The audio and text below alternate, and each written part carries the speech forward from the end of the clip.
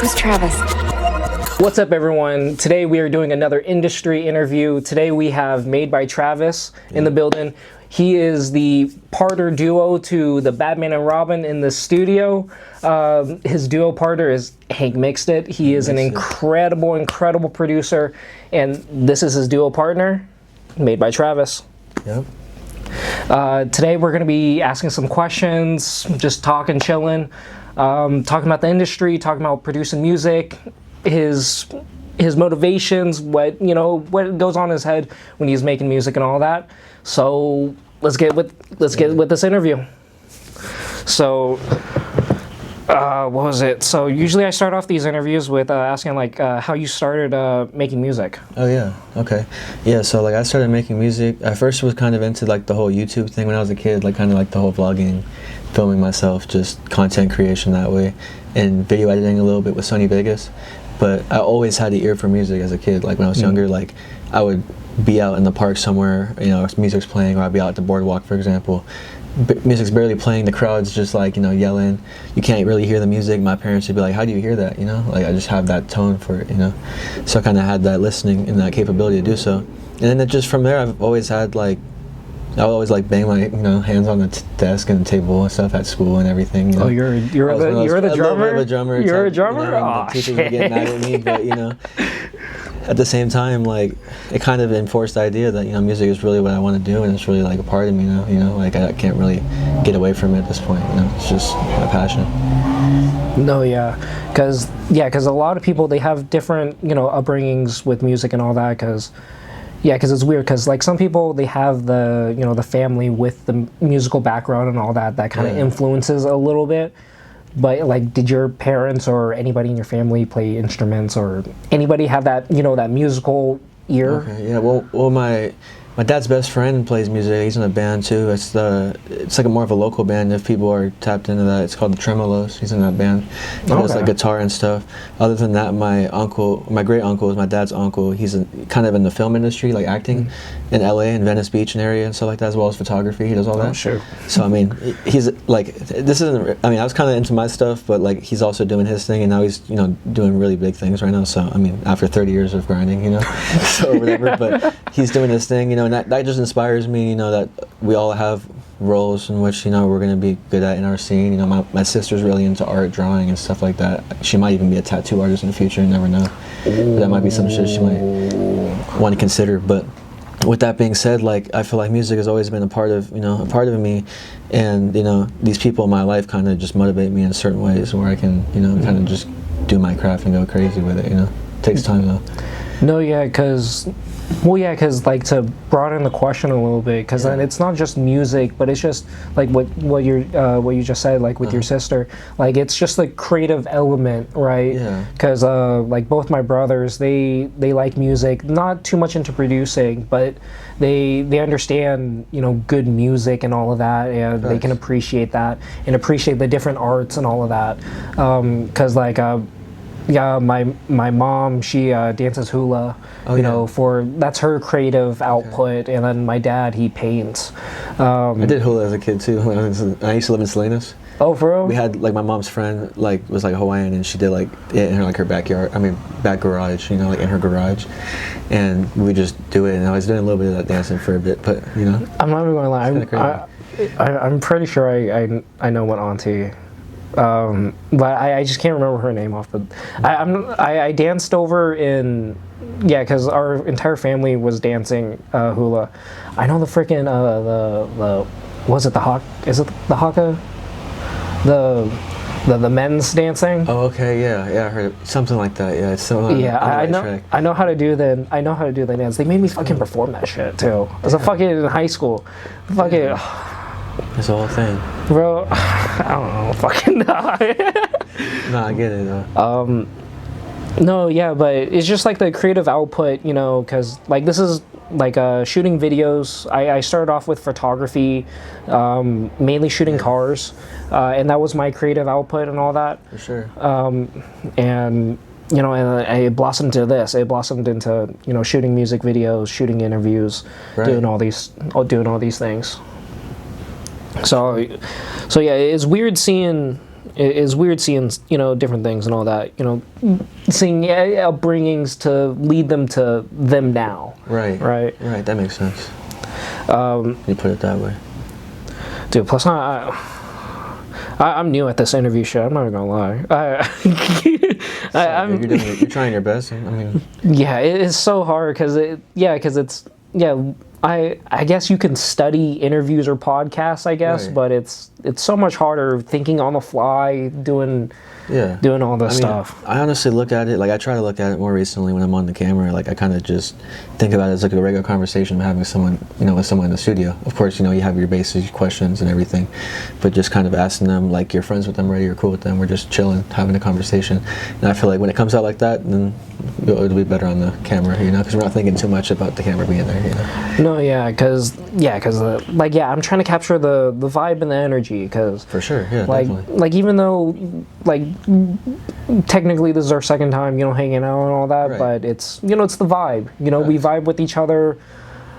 So yeah, that's why I want to capture it. It's, you know, just the good energy and all that shit. No, I'm with that. It's good.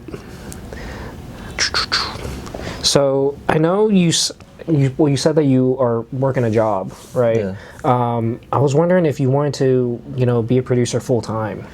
At some point, you know, that's the goal and that's the idea. I mean, at this current time, I'm juggling both running the studio, co-running it with Hank at his spot, at the same time simultaneously working a full, you know, 4 or 5 shifts a week too as my regular job. You know, for now, I'm not in a real rush to quit, and I think people that, you know, have a real passion for music, like, you know, eventually they want to get to that full-time role. But like, if you don't have to quit your job, then don't quit your job, you know. No, yeah. Kind of just keep that money on back end. You know, use some of that money to invest in yourself in the studio if you have one that you're using. You know, things like that, and then just kind of being productive with, you know, how you're spending. And then whenever you're, you know, comfortable enough, as far as like, you know, you racked up a couple placements, if you like big placements, or, you know, you placed your song in like a video game or something, like, or a show, something like that, you might have a little bit more room there. But, you know, I'm not in a real rush, but at the same time, it helps me staying in the area because my work's not that far from the studio too, so I can kind of just boom, boom, 5 minutes, you know, in between. No, yeah, because like, yeah, how does? Because I mean, I can understand as like a musical artist how they make money, you know, selling songs, Right. you know, selling to record labels and all that. Like, how would you? Like, if anyone's like wondering how to start making money, or even to get some sort of idea to be a full-time producer, how would Right. they achieve that? Right. I think at the very least, coming from a producer perspective, like finding your own sound with making, you know, beats, even if you're just jacking someone else that's already better than you sound, you know, at first. You know, in my case, how I kind of established my own sound is I had a mentor in producing that we met on Discord. We never met in real life, but he was someone that would share his screen on Discord, and I would just watch his stream and how he made beats, and he was nice at it back then. I mean, I would say it's safe to say we're probably on the same level now as far as producing, but finding that mentor, finding that resource. I watched a lot of YouTube videos and people just making beats, you know. Yeah, YouTube is definitely, you know, and I'd be like, why is my 808, you know, muddy or whatever? Why is it coming out a certain way? And it's like, oh, it's just a simple button FL or something, you know. But you just kind of learn as you go, like, and you really got to take time with your craft, because, I mean, it's probably the first 3 years of making beats I wasn't great, you know, honestly, and you know, you don't have to be great for a while as long as you stay consistent with it, you know. I would say that much. yeah. No, yeah, because it's definitely consistency. Because that's why I tell all the artists that I work with that are like up and coming, it's, dude, just keep working at it. You got to practice. You know, it's all from Yeah. experience. Definitely. Like, and I'm telling them, it's like, yeah, my stuff, I don't think it looks good. I always think, you know, there's always improvement. There's always something that I can do to make it better. And in my head, that's how I'm achieving something better, because I'm never gonna have myself capped at, you know, something lesser than what I can become. Right. But yeah, like, would you ever go down the route of like selling your beats like on YouTube? Be like, like, cash at me, I'll send you the rights. You know, I have had clients that recommended that to me, to believe it or not, but I mean, that's not my main focus, you know. I think like you know, this guy Dark Boy Santana, I think is his name, is a bigger producer. He produced for like Lil Uzi and stuff like that. He had some great advice and was like, I wasn't really focused on the beat selling and the making beats and selling beats until I, you know, finally, you know, got some exposure, got some songs out there with artists, you know, even if it's smaller ones first, you know, going to the bigger ones, you know, kind of like establishing yourself as a brand and as a person. And then whenever people are attracted to you, as far as, you know, the people that you got coming in, then that's when you can start selling beats, you know, because they're already focused on you, you know, with whatever your brand is and whatever you know, make yourself to be on social media, that's per se. No, yeah, because in my experience, I went through all the phases, like in terms of like social media, of like, okay, I'm just gonna produce everything, like whatever I can produce, I'm just gonna put it out there, and it wasn't the best quality material or anything, and yeah, I was getting some following, some sort of motion and all that, but to be honest, like I'm putting out way better stuff, and for me, I feel better with the quality, and I have returning people. Right. They're coming back because of the quality. And as far as like selling beats too, I just feel like you're taking, like in my opinion, you're taking extra time than you would just to be making the music, you know, because if you're doing it through like BeatStars or Track Train, shout out them, they're cool. You know? Like Track Train follows me on Instagram, they're cool, I guess. So. But just in case they're watching, but they're a cool platform. Don't get me wrong, you know, but you know it takes a lot of time to put everything in there. Like you got to get the MP3 lease, the wave lease. Sometimes you got to put the stems in, you got to put the untagged beats, and then you got to set up the link, and then you got to do the whole YouTube thing with the algorithm. It takes that time, you know. But you know, I think, you know, if there's people out there that are nice with it and they can really pull it off, cool. But I mean, I think those people are already established in one way or another, whether it be their brand or whatever followers they have already, you know, things like that. No, yeah. I think that will help them a lot more than just starting fresh, because you know you could get trapped in the algorithm with, you know. No, yeah. Be honest, you didn't think grapes could look like this. This ain't regular fruit. Welcome to Yandied Fruit Plug 831, where your fruit gets yandied and your cravings get handled. One box turns into two. Two turns into who ate the rest. Find out for yourself. Follow on Insta. No, yeah, because then it's like, okay, do you name the song something kind of trendy, you know, or go with something trendy, and then you look at the artist and you know you pick something and it's not really your work. It's just more just copy paste, something very, very similar. Yeah, and it becomes like, and then you kind of get put in this mental capacity when you're making music, like tight beat producers, right? So then now you're in this mode like, I want to make a beat that sounds like this, you know, this artist, you know, instead of kind of like being like, you know, having kind of understanding like, okay, I want to make this beat, you know, with your own understanding of it, you know, instead of just trying to like make it just because it's like for, you know, something similar. Yeah. You know, you just have a different state of mind because then you can open your creative control, you know, like I think a big thing when I first started coming here with Hank, we're making beats, like since he's an engineer and I'm just starting in engineering as well, that like he'll just be like, all right, add this switch up or whatever, add a reggaeton switch up or add a bachata switch up, there's something random if I'm making like a EBK beat, you know. So it's like those switch ups and like the way you can do things with arrangement to make it sound completely different, but also keeping the components of the song for the artist to hop on. That's it's gonna be crazy. You can make different stuff, you know, in general. No, yeah, because like I like the sampled, you know, type beats and all that, and it's like I'm doing a music shoot with Moody 2X at the end of the month. Okay. Super dope rapper. He sampled E40's Captain Save-A-Ho. Oh, okay. You know, so we're getting, you know, that Bay Area, Oakland type vibes. Right. So we're doing a very, I've been looking up like, you know, Mr. Fab, some E40, some Pilo, Mozzie, everyone. Burner, all that. Everyone. So we're going out to the murals and all that. But I like that type of, I mean, it's kind of hard not to like those type of beats. Yeah. Well, not just that, but it's like, it's something you can recognize as well. But at the same time, I feel like I can appreciate new and different beats that I haven't heard before. For sure. No doubt. You know, because like Hoodlums and 4Vs, like, yeah, because you guys all had your fingers in that shit. Oh, yeah. And like Elijah's recent EP as well. Oh yeah. Oh my goodness. Yeah, that my EP goodness. is crazy. Oh my goodness. the recent Elijah EP. I have like 3 tracks on there too. 2 of the bonus tracks, and dude, the other song outside, I think, is one of them too. Dude, they are Tight. I love the sound. I can get behind, because like I tried making beats in high school and all that, so I have the understanding, I just can't make them. Right.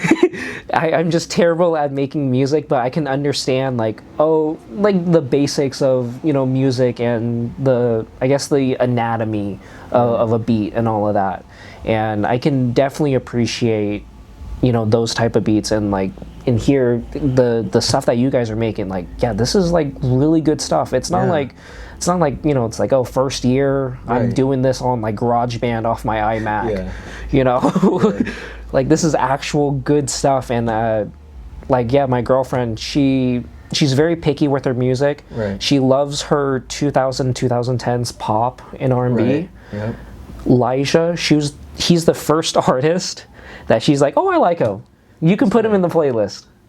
And he's been a part of the playlist since. He's cold, and he's been in the game for a while. I mean, he was at Apollo's studio before Hank picked up this spot. And one thing I could say about the studio is was really for him too, like to express himself, as well as everybody else that comes in here, but him first, Yeah. So I mean, he deserves those flowers, for the music he makes. Like, we made some crazy ass shit on that last the EP, that Better Hype shit is all sampled from other songs. Yeah, because let me pull up his album, because he wants to do 2 songs. Oh my goodness, excuse me. 2 bonus tracks, honestly, and those are both mine too. So we were working that year.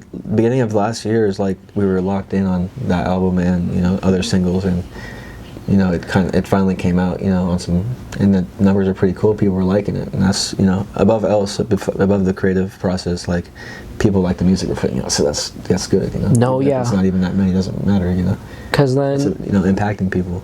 Because then like I tell everyone this, I'm very passionate about my work. Yeah. I don't want to go work with someone who's, I don't want to say not equally as passionate, but who isn't willing to put in the effort and time. Right, it doesn't have a drive, at least, Yeah, because I don't want to work with like an artist who's like, okay, I'm going to put out 2 songs and then deuce.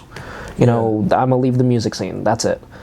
I like with 4V, I've been talking to him. He wants to keep putting out music, and I told him, the wording and the verbiage isn't there, but you have everything else, and it's practice. You just got to keep practicing. He has the sound for it, for sure. Definitely does. Like, yeah, and it's just he just got to keep practicing. And all it is getting better.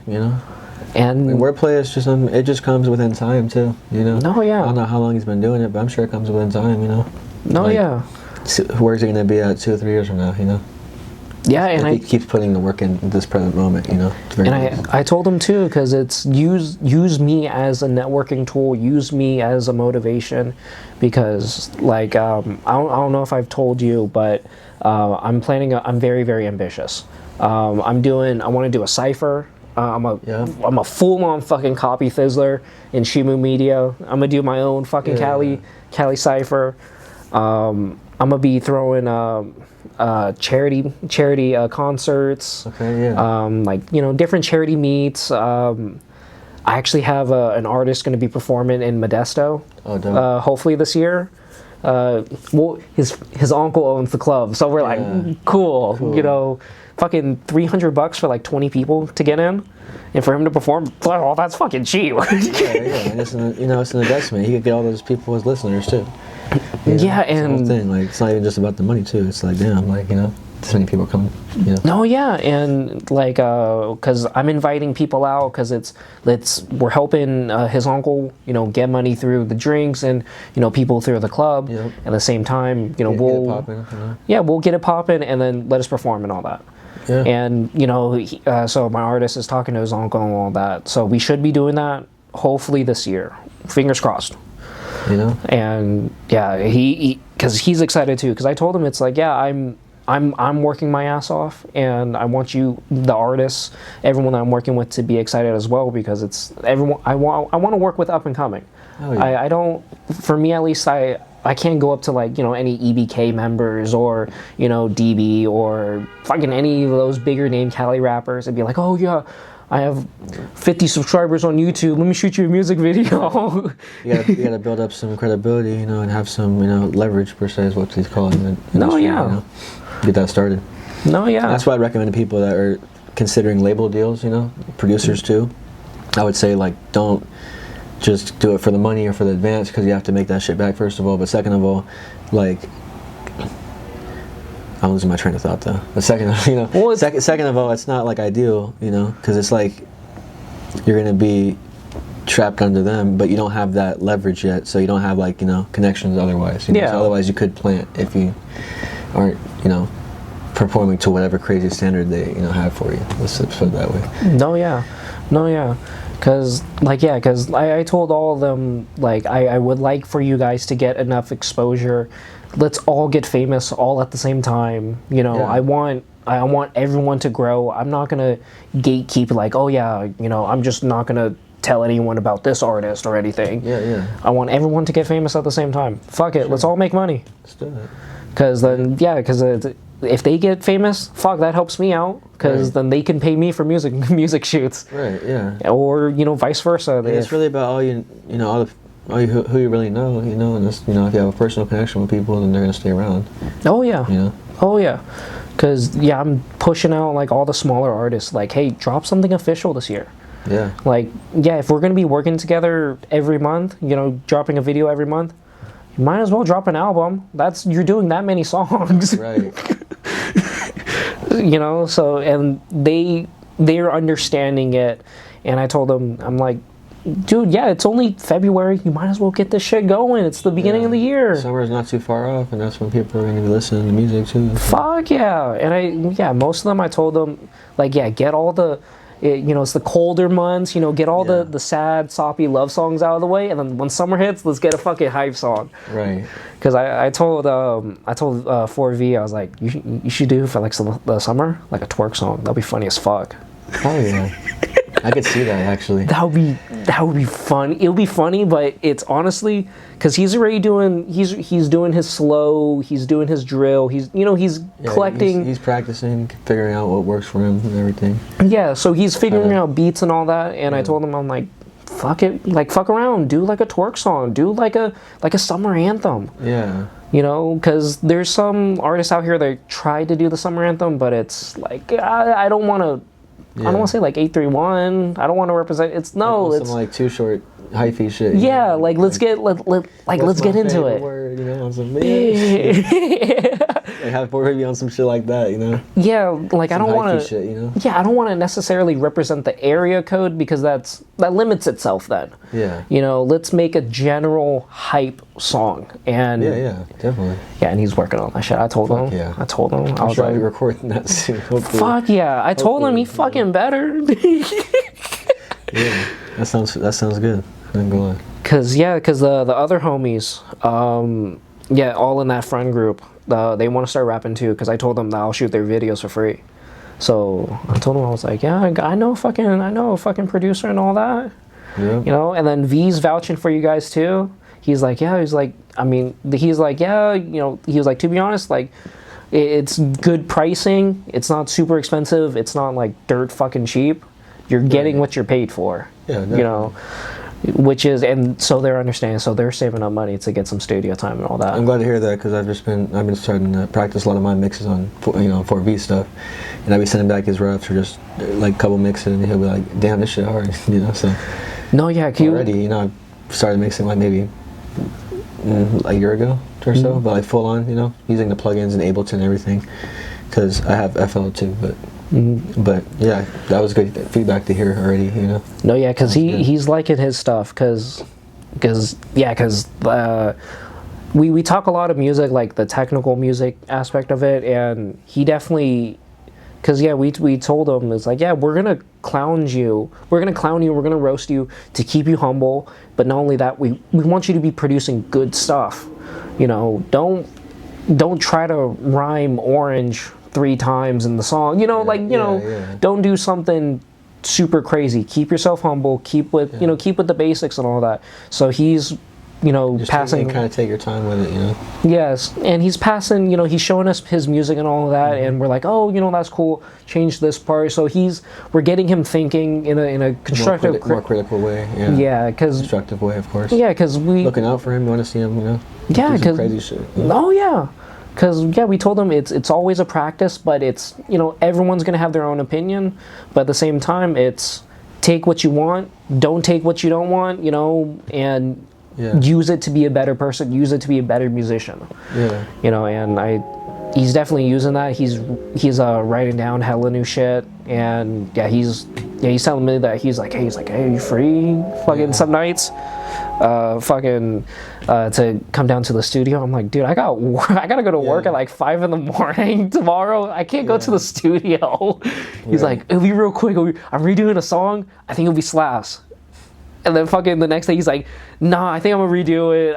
It's just not fucking hitting for me. Yeah. I'm like, dude, I should have gone then. You have those days though. Artists do have those days though. I mean, a lot of them will be like, oh yeah, just put it on ice, we're on the next song. It's just like shout out Elijah on that one. That's just some shit you would say, If we really can't get it out, which I get it, he's just be like, put it on ice, we'll do the next one, or whatever, Because you don't want to overthink about the song too. If you're already like hearing this beat a bunch of times, you're like, all right, next one, No, yeah, because that's the same way for like editing a music video. Because then I like at the end of it, I'm sick of the song, but I've listened to the song 1,000 times, but there are parts, but I do know the songs literally word for word and all that, and just like just going over certain parts, making sure they hit, But yeah, when I watch the final product, I know it's good. I know people are gonna like it, but I'm like, I can't look or hear this shit anymore. Yeah. Just give me the feedback, and that's fucking it. Yeah, right.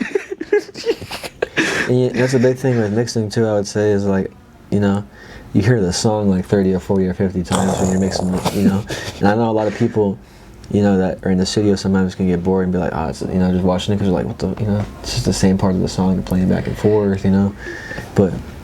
It's a craft. It's a craft, because you have your own standard, I have my own standard, and we only want to produce good shit. Yeah, and I'm coming from my art to craft now, so it's like kind of more difficult to a certain extent, but we're still here doing it. But no, yeah, because hopping from producing to mixing is different a lot, for sure. But being able to do both whenever I get, keep applying that pressure, like, it's gonna be good for everybody. You can just produce a song for an artist and record the artist, finish the song, just put it all together. No, yeah. To finish this topic, the 2 songs for Elijah, I'm so upset that you guys should have done it. You guys should have fucking put out the album so much later when I was doing all this shit. It's like fucking September, but it's the last 2. It's Out of Time and Better Hype. Yeah, those are fun tracks too. I'm definitely doing those. Yeah, Better Hype's tight. That was a Bow Wow sample, believe me, I didn't realize that. The singing part, she's like, I don't want to know. It sounded familiar. I knew it sounded familiar. It a bit, so then it gives it a different. And I kind of chop and screwed it, so it gives it a little bit of a different vibe. And I did more of like some. If you guys listen to Lou Shimmy, like type of drum pattern on it, just because that's the sound that he was going for at the time, No, yeah, so that music video, I want to do. I feel with that song, I'm feeling like 2010's pop music video vibes with it. Definitely. So what I'm gonna be doing, I have my uncle. He owns an auto shop over in Salinas. We're gonna have a model come in with a nice ass bright ass car, and it's gonna be like a auto shop themed, where he's gonna be fixing your car. And it's just going to be a bright summer day, and it's just going to be bright colors and all that, and I'm getting that type of positive vibes. I don't want something moody. I'm not getting moody or negative vibes or that type of shit from it. Yeah. But yeah, I definitely feel positive. I hype from it. Yeah.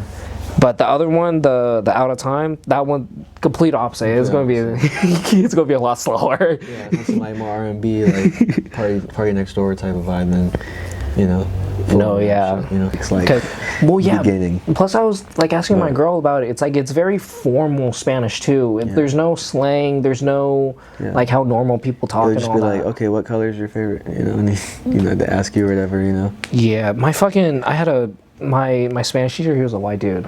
He just traveled to Mexico and Spain a fucking shit ton. And he was like, yeah, I speak Spanish too. But our lessons were on fucking Duolingo. Oh shit. That's how we fucking taught. we all had that though. I mean, but this was like 4th or 5th grade. They did Duolingo, not like in high school. But yeah, that's not how you learn.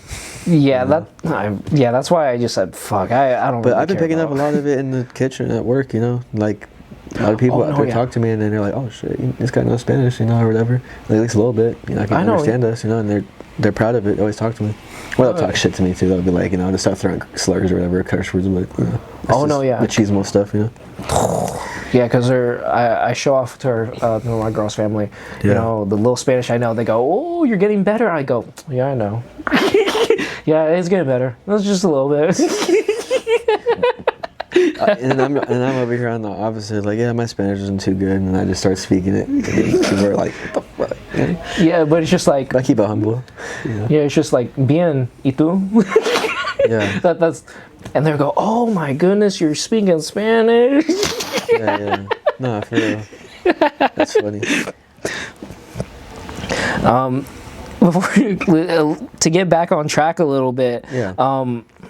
So because you are, do you classify yourself as a producer?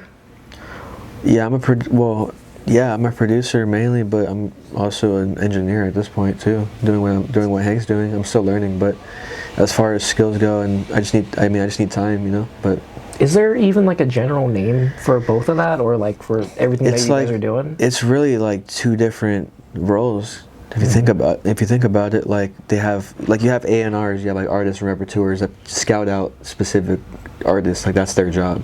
You have that role. You have people that just do mixing and mastering. You have people that track vocals. You have people that finish tracks. You have people that are producers. You have people that are songwriters. Like it's a whole thing, especially in the industry specifically. No, okay. But so yeah, I would classify it as two different roles, two different skills. Okay, yeah. Entirely, because it's not the same thing. If people that do producing, if they try to just get into, they think they're just going to get into vocal engineering the same way. It's not the same way at all. It's kind of like sometimes frustrating for me because like I can't relate to, I can't like, let's see, what I'm looking for. I can't be on autopilot. Let's put it that way. When I'm engineering versus when I'm producing, because sometimes I can be like, okay, I'm doing this, a certain way. I'm making beats. Yeah. It's the art versus the craft dynamic, though, is what we're talking about, and Hank talks about it with me too. Whenever we're just carrying it here too, just like it's a difference between art and craft, Yeah, because even for me, like I'm not too sure, like the difference and all that. Yeah. And I mean, talking to you and Hank, definitely giving me a lot of information, a lot of insight on this type of work and the industry, because interviews can only go so far, but that's on camera stuff. There's a lot of off camera, conversations that you guys have, that we've all had, where it's a lot more information, a lot more densely packed than maybe like 10 minutes, 20 minutes of of actual filmed footage. Right. And I will say that with Hank, like primarily he's an engineer, he's not even a producer, like music producer wise. Although I will say that I would consider him more of a producer than a lot of engineers, is because he would collaborate with me on tracks. Like he would co-write them with like the beats with me. He'll be like, oh, we should do this, or he'll add a bass line. Sometimes he'll add bass lines, some of the more hi-fi stuff that we worked on, more West Coast. He's done some bass lines on it because he's really good with the bass lines, considering he likes jazz, right? Yeah, together. Kind of obvious. Kind of obvious. It kind of all comes together with Hank. But I mean, I feel like obviously I know how to make beats before, but whenever I would make beats with Hank, it's like we can kind of take things to a different level and just do switch ups, do different variety of things, but still keep the components of the song, make it a full song at the same time. Because he had that engineer part of his brain, in which I didn't, connect to, like, oh, you should mix your beats like this so the artist can hop on it, because you're going to use the limiter later for the master, like those type of things. It's like, oh shit, I didn't even realize that, it's like that. Or you should mix things a certain way. I used to mix my beats in a way so it's hella loud for people that are using headphones to record, which is not a bad practice in the theory, but if now you're getting into like song completion per se, it's probably better to just learn how to mix each and every beat for the artist to hop on and for you to make the song, you know? That makes sense. Oh, okay. But yeah, Hank's been helping a lot with, I mean, he's been a great part of this journey. Like, you know, you can't really lose, you shouldn't like you should take advantage of the people that, he has that song Rockstar with Post Malone and 21 Savage. He produced that one. Oh, okay. Yeah, that guy's cool. Yeah. I want to work with them three. Like, those would be. I think it's the funniest joke, but I'm just waiting. I'm waiting for the one person to fucking say it. But at the same time, I'm gonna be so fucking mad if they say it.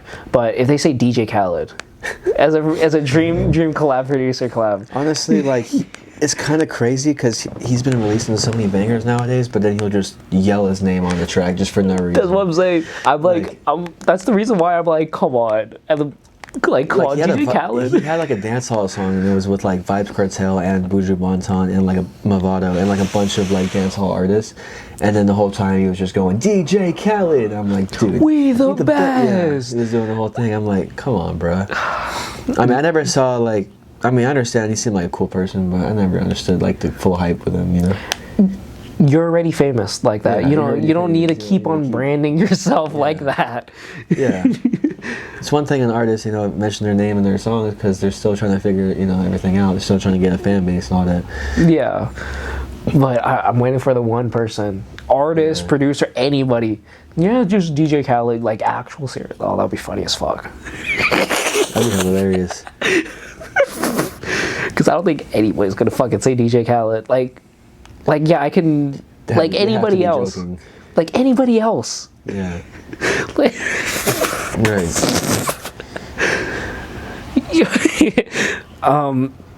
So because social media does play a big part, and I guess, you know, in influencing careers and all of that, do you take any inspiration from like social media? Like, I mean, like what's trendy? You know, because I mean, like the Cali sound, like EBK, Sacramento, that type of sound is really trendy and all that. Do you take any inspiration from that, or do you just try to make it, you know, a little, you know, dip your toe a little bit, but just try to make it your own sound?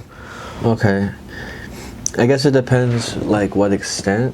I know with the West Coast sound, sure, I have inspiration from like the Vallejo artists and stuff, but I worked with SZA for a bit too, when we know R.I.P. SZA, of course, but I worked with him, and the last session we had, actually, I recorded him and everything on my beat, and it was a whole thing, like. Damn. Yeah, like he was he kind of like brought back that old like West, like not older sounding, you know, West Coast stuff, like, you know, but brought it more modern too. Yeah, Yeah, it's like modern, like boom, like here's a modern EBK beat on some, you know, older school rapping, you know. No, yeah, and that's like. They don't really make those like that. Anymore, you know? Yeah, because Hank brought SZA up, and my homegirl, that was her cousin, and like, I mean, not talking politics or anything like that, but she didn't put me on to his fucking music until like until literally fucking after. She was like, "Oh yeah, he's my cousin." I'm like, "You didn't tell me." Yeah. You know, and then you know, and Hank's been mixing his stuff for a minute. Like that Drop Ski record that everyone fucks with, like that was Hank mixed it, dude. Oh yeah, because I'm slowly. Yeah, because the 831, I didn't realize the music history and the industry in the area. So I'm slowly, you know, watching and learning the artists, the famous ones from out here, the ones, you know, that everyone knows and all that. And I was not familiar with the shit until now, and fuck, I should have been familiar. Yeah, you know. So with that in mind, like my West Coast beats are just like inspired by Vallejo artists, but nowadays it's more inspired on the records I made with C, like as far as the West Coast stuff. Like you'll see me with my crazy sub bass stuff sometimes with like my EBK type drums, but like they're kind of inspired. I'm like, okay, this is some shit, see what hop on, you know, with that genre. As regards to, could you remind me of the question again? Any inspiration from TV or social media? Okay, yeah. Yeah, social media a little bit. I mean, I listen to like Cash Cobain and stuff, and like, you know, Lou Shimmy and everything like that. And I was kind of quick on like, okay, they're kind of flowing like this, like I kind of like these type of beats, you know, kind of just making stuff like that. And then I'll have people like Elijah be like, yo, you should make that type of beat, you know. So it's like, all right, you know, kind of gives me that control to try something different, you know, kind of make some. They call it sexy drill, I think. That's what they call it. Type music. I haven't heard that name before, sexy drill. Well, Cash Cobain is, as people know, Cash Cobain's a freak or whatever, so maybe that's why it's called that. But it's like, it's almost like UK drill with the little three, but it has like the R&B influence with like the heavy sub bass sometimes and like synth sounds and stuff. And I really just like the synth sounds and everything like that. My dad put me on a dubstep when I was young, you know. Oh yeah. Like Zed's dad, like Skrillex, like he put me on to them when I was young, dude. I was probably like 5 years old, dude. Yeah, my dad downloaded Zed's Dead tracks that aren't on SoundCloud anymore from like 2010, dude. Holy he has fuck! And I'm like, dude, he has them just vaulted. And Bass Nectar too. It's another guy. People literally pay for that shit too. People pay for that shit. Fuck yeah. That was on SoundCloud back in the day. My dad's like, this shit is gonna get deleted. I'm gonna download it. Yeah, so, it's just with that in mind though, it's like, okay, like keep all the things that you make though, you know, all that shit, because you might delete it in the future, or it might get taken down, or you never know where shit can go. No, sometimes Hank will be referencing songs that he recorded or that he knew about from back in the day, and it's like, fuck, it's not on SoundCloud anymore. No, yeah. But yeah, I would say those are the things that influenced me though. No, yeah, because I mean, yeah, because I guess like the trendy rappers, they all have their gimmicks, and yeah. I mean, I try to get a gimmick for the music video, you know, just to have some sort of hype for it and all that. But like, are you familiar with You Know Miles? Yeah. Yeah. Yeah, like. Definitely. Yeah, so it's like I don't even know how to like really take on his sort of rapping style, because like in my head it's like you would just send him a beat, he's like, all right, cool, I like it, and then it's just he just does his thing. Yeah, he just does his thing. Yeah, he does his thing. But apparently he has another fucking account where he actually tries. Oh, and he's okay. actually on beat, and it's like kept like under wraps, super secret. People are like but he's charging like $5,000 for a feature. I believe it, and I think honestly that just becomes how it depends how relevant the artist is. I mean, I feel like if you come out with a feature with, you know, Miles, dude, like that's relevant, you know. No, yeah, like get numbers off that. Fuck yeah. So I mean, fuck yeah. So we've been talking a lot about, you know, different artists you worked with, different producers, and all that. I mean, you don't have to answer, but do you have a favorite person to work with? Ah, fuck. Because I feel like whatever I say, someone might feel bad about it. But no hard feelings, yo. I fuck with everybody that comes in here. Fuck, this is tough, dude. I'm not even I was gonna say Caesar before he. I mean, you know what I'm saying, before he passed, and like I still will say Caesar, like number one, but also Elijah, of course, you know. Damn. All the glaze though, but not much fun. But the studio is really for Elijah above else. You know, of course, Caesar was like one of the hardest rappers that came up in here. Mm-hmm. But you know, just referencing like the old studio that Hank used to work at, he enlightened me on how it was. Elijah's been one of those clients that just stuck with him, and like he's still staying consistent even if life happens or whatever. He doesn't make it to the studio a lot of the time or whatever. He still goes in there and does 10, like makes songs. He needs to make people know him. Like when they see him, he has, you know, he's got that personal vibe that, oh shit, that's Elijah, you know. No, yeah. He's got that. So you know, I mean, I would say with that, like, and he fucks with my beats a lot too. He gives me hard shit sometimes, but I feel like it's because he knows he can see me pop off on even crazier shit. So. No, yeah. He believes in the craft and everything. So. No, yeah. Don't even feel bad, because Hank fucking said Elijah like not even in a heartbeat. He just Elijah. I'm like, no. I know he would have said that first, but then I had to think about C though, and I'm like, we really knocked out like a lot of records together, like before he's gone, bro. And I'm blessed that we're able to mix those records down and make them sound as good as they can, and we're gonna shoot it off to his family for them to listen to. No, yeah. So they can, cause I mean, one of the songs did come out called Suicide Squad. Mm-hmm. I produced that with Hank and Sammy Haig and myself, and it had AC the General and Caesar on it. Mm-hmm. And I mean, whenever Caesar was passing, they had the whole shrine, memorial, everything. People that knew him were all singing the songs like lyric by lyric, like they knew it was up. Oh yeah. Up. And I'm like, damn, bro, like we were changing the game with that, you know? No, yeah, and like yeah, not to dive into all of it, it just it just sucked, you know, and you know, like my condolences goes out to my homegirl and her family and all that, because like at the end of the day, I'm just an outsider. I saw it on the news. Right. I care about my homegirl. She's a really good friend, and I want her and her family to be okay. Yeah, you know, and that's, for me at least, that's what matters. No, for sure. And I mean, even this door behind us like shows that we record anybody.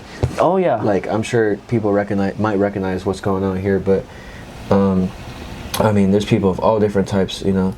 But we also making sure that it's like a safe zone for an artist, and we never conflict schedules in which, you know, people that wouldn't like each other, you know, or like right next to each other in the blocks. Like we're really like adamant about that. We just want to make sure people can express their style and their music and their craft and everything that they like to do, regardless of the affiliation, you know? No, yeah. That's the big thing. That's why this whole wall is here. I think that's the beauty of the studio, and it kind of represents the whole studio too, because everyone that's recorded in the area is on there. And if you're not on there, you should write your name on there. No, yeah.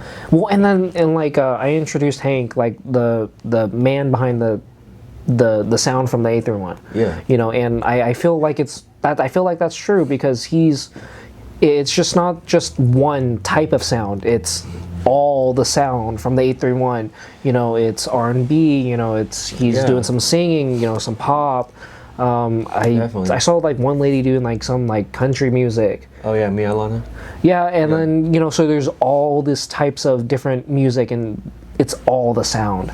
Yeah. And that's why, like, I love working with you guys, because you guys are insightful, you guys are humble, you know, you guys are cool ass dudes, but not only that, but you guys are, your work, it's the quality of it. I appreciate that. I see it. I'm like, oh fuck, you know, this is some good shit. And I think the way that, you know, Kari put me and Hank, you know, together in the studio, like he did a big help with that. I shot him out with that. You know, he showed me Hank. I mean, my parents, it was actually a small world thing again, you know, 831 local area thing. But, you know, my dad's best friend owns an IT company locally in the area, and, you know, he's doing pretty good with it. But Hank's first job was at his best friend's IT, you know, his spot. And I was like, damn, like it comes full circle. And then they had a Christmas party, you know, that they have, you know, with the company. And then she's like, my mom sent me a message like, you know this guy? I'm like, no, I don't know him. Maybe a couple months later I meet up with him and we kick it off, and then we've been just like working since like 2 years, I think now. No, yeah. It's been 2 years now. It's kind of crazy. Yeah, because then, when I see, like, because you were talking a little bit about it, like the dynamic, and like I honestly do see that, like, any sort of duo, you know, it's both of you are really receptive to constructive criticism. Yeah. Like, you know, both of you aren't afraid to ask, like, hey, does this even sound right? Like, you know, because everyone has their own opinions, and you both value each other's a lot, and I see that and I appreciate that, you know, like in the studio, because it's, I would want someone putting out good stuff, and I don't want, you know, conflicting, because like going to like a Mexican restaurant, like when they're making like house-made salsa and all that, you know, you can tell when someone's having a bad day, because that shit's like hella fucking spicy. Yeah. You know, versus someone's having a good day. It's not. It's really good. It's not as spicy. Of the ingredients, you know. Yeah. Which I think, you know, it could be said with mixing too. No, yeah, and with making beats. And all that. And it's just that dynamic and those vibes that you guys give and all that. It definitely, you guys definitely, it shows in your music and the beats and all that. It shows the type of dynamic that you guys are running, like business-wise studio, but, you know, between the both of you, like it works out very, very well. I agree, definitely. And you know, because I think you know, one of the best things that Kari did for us was, you know, bring us all together, you know. Oh yeah, he's next. He's next. He's next up. Yeah. So stay tuned for that interview. But he's the one that brought me to Hank's studio. I mean, I met Kari in like high school when I was like online, because I liked his music. He went by Cool Kid G back then. Cool Kid G. I like some of it. I mean, people didn't like his music or whatever at the time. Some people because they were hating or whatever. You always have haters, but I mean, I saw the potential, you know, in what he was going for, and then now he started making beats, so he's got some time to master that and everything, and that's where he wants to go.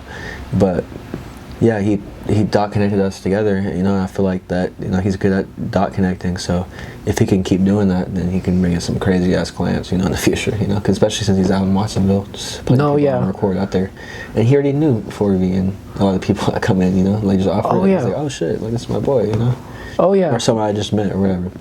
No, yeah, he was really good at that stuff, and like yeah, and just like his personality and all that. He's just a really cool person to be around and all that. And I'm not saying like he attracts artists and all that, but he has just a good way of fucking finding people, and just be like, he's always at the right place at the right time, and in order to connect things to make things happen in such a positive way. And yeah, because it was fucking crazy, like seeing him come in here when I was shooting 4V's music video. She's like, "What the fuck are you doing here?" And just pointing at each other, "What are you doing here?" It's like, "Oh, I thought we're only like customer and like worker friends. We see each other, dab each other up. I get my stuff and I leave." No, it turns out we're actual friends now. Yeah, exactly. I mean, unrelated, but me and Kari have the same birthday. So kind of interesting. Like every time, it's our birthday. So that's crazy. I feel like it means something. Like not the same year, but same month, the same day. No, yeah, it's crazy. And and you guys, because when you guys before Hank showed up for his interview and all that, you guys were the type of that dynamic as well. It worked really well. You were helping 4V. With his shit, making sure it was all fucking proper and everything. The levels were good. But yeah, you guys were bouncing off ideas. You're showing off different beats and all that. I like that dynamic. Because when I see something like that, like both people working together very, very well, it's I can tell the environment is gonna be positive and not be like, okay, let's just get this shit done with and then let's just get out.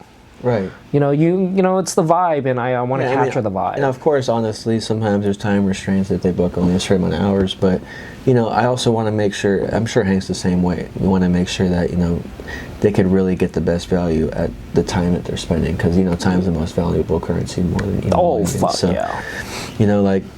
But I'm not saying that in a way that's like rushing the process either. Just kind of like taking the time, making sure you're prepared when you come to the studio, like you have something right now, or at least some selection of beats, something where you can just get right into it, get in your flow state, whatever that is, No, because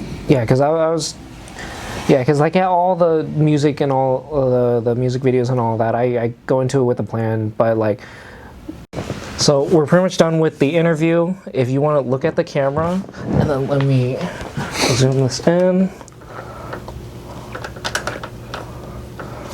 Let me show my face a little bit. All right. If you want to shout out your Instagram, shout out anything you want, the camera's all yours. All right. My Instagram is Madebytravis. I'm on YouTube as well, on SoundCloud. Shout out Hank. Hank mixed it for allowing us to use this space, allowing artists to get in their mode with everything. Shout out Kari for sure. As long as you're here, man, it's gonna be dope. I'm not great at these, by the way. Shout out Elijah. He keeps us motivated, makes us want to keep the space open, makes me want to turn the lock every time I come in here, open up, get it started, make some cool stuff, and and shout out bro for having me have this interview. Yeah, no problem. If you guys are interested in, if you guys are in the 831 area and you guys want to, have a session over here, please hit them up on Instagram. I'll have it up on the screen, Madebytravis. Hank mixed it. Hit them up. They are recording. They are really, really good producers. They are worth the money. I highly stress that. They are really, really worth the money. And just the quality that you're getting out of it, it's unbelievable. Because like, yeah, to be honest, some rappers, they need auto-tune. They need auto-tune on their shit. They do not. I hear of so many fucking voice cracks in one fucking session. It's fucking crazy. So our whole goal is our whole goal is to, you know, bring everything to life. So as much as we can do that in whatever capacity we can do that, that's where we're getting at. I think that's what we've been doing, and it's a good trajectory. Yes, sir. So thank you guys for watching. Make sure to like, comment, and subscribe. Stay tuned for the next one.